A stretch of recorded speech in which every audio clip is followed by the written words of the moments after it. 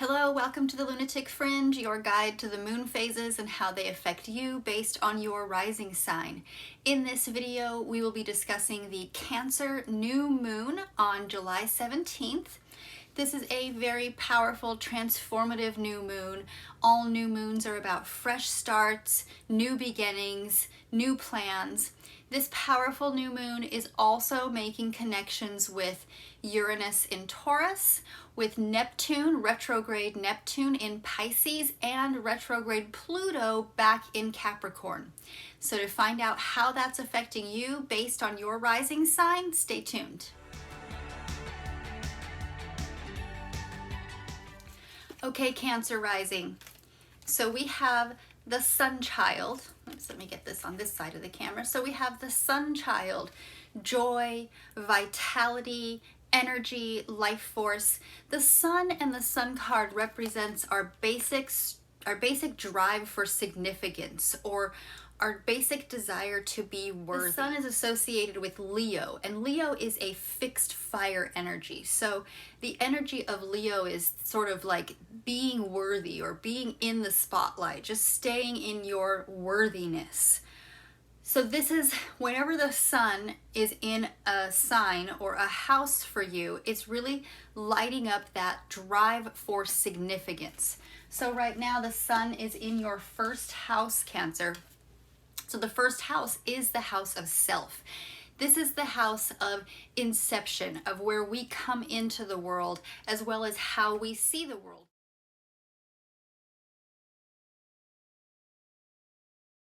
During a new moon, the sun and the moon, or the high priestess, or the energy of your subconscious, your intuitive nature, as well as the feeling of belonging, the feeling of being needed, the feeling of belonging to a family. The moon is the mother, and this is about belonging to a family.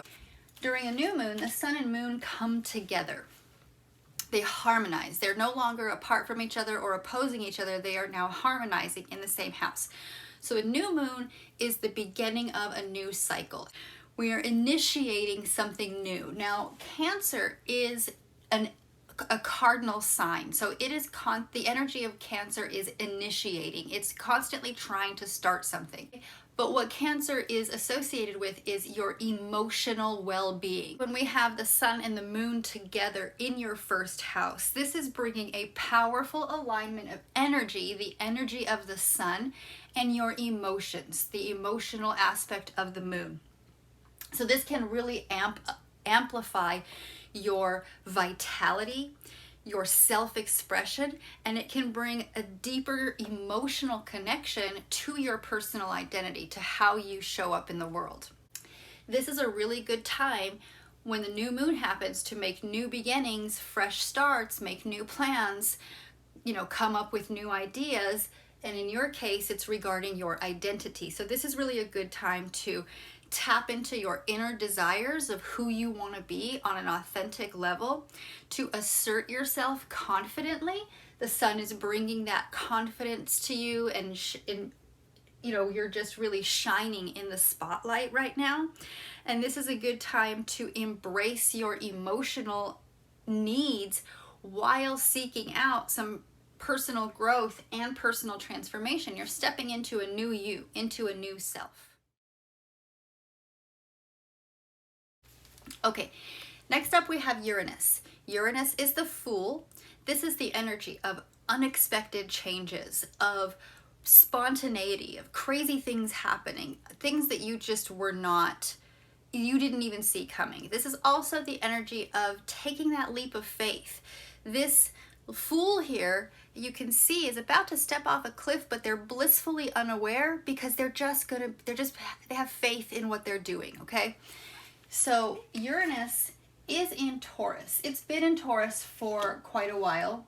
So this really adds, it's 60 degrees away. So a 60-degree angle brings opportunity, opens doors. So this can really add a level of unpredictability as well as innovation to this energy of who you are, of shining the spotlight on you, on your authentic self.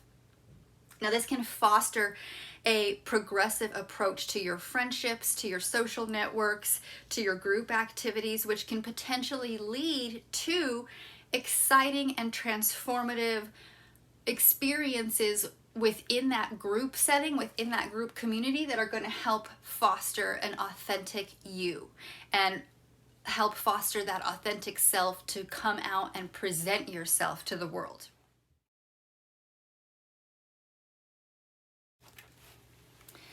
Okay, up next, Cancer, we have Neptune, or the Hanged Man.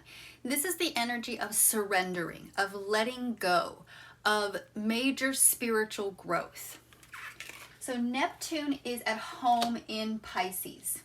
Oh, I forgot to mention that about the moon being in Cancer. The moon is at home in Cancer, so it is amplified as well as harmonious with the house. It's not having to struggle to get itself known or to express its energy. It is harmonizing at home. Neptune rules Pisces, so it is at home also harmonizing.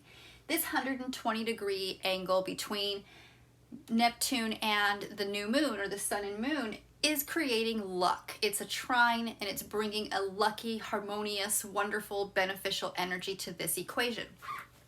So this can really enhance your intuition. Neptune is a very spiritual energy, a spiritual planet. It's intuitive, it's dreamy. It can really enhance your intuition as well as your spiritual exploration.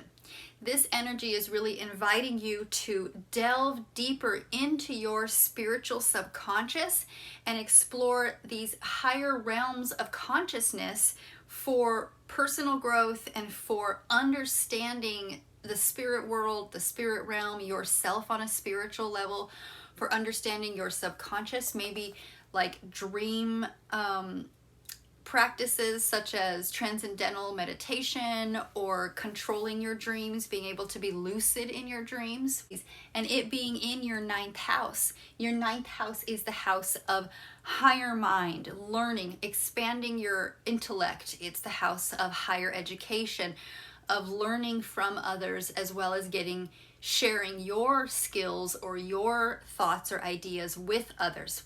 This is also the house of long distance travel or experiencing other cultures from your own, whether that's by traveling to them, having those people from those places foreign to you come to your place of home or what have you, or maybe interacting with somebody online or learning a new language or something having to do with a culture that is different from yours. So this is really about spiritual growth, expanding your consciousness, higher mind growth.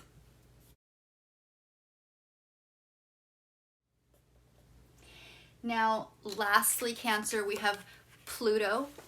Pluto is the planet of upheaval, of really leveling the playing field. It takes out any kind of unnecessary energy. This is judgment. Pluto comes in and just clears away the debris. Pluto is also powerfully transformative energy. So wherever Pluto is, you're experiencing a lot of personal transformation. So right now, Pluto is retrograde, and it has made its way back into Capricorn, which is your 7th house, or your house of relationships. Pluto was in Aquarius. It has gone retrograde, so it's now back in Capricorn, where it's been for well over a decade. We've been feeling this transformative energy of Pluto. You've been feeling it in your house of relationships for a very long time.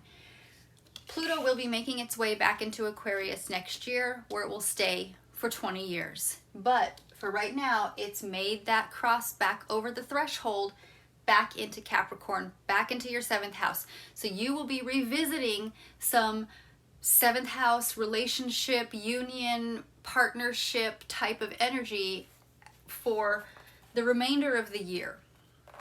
Now, this may reintroduce some power struggles or some transformational changes within your relationship. This may bring up some things that you thought you had resolved. This might be weighing really heavy on you, and you're really struggling to find that balance between who you are and how you can maintain your sense of self while being a collaborative and compromising partner in whether it's a marriage partnership or, you know, couplehood, or it's a business partnership. So this is a good time to really focus on how you can balance that, how you can still be your individual true self.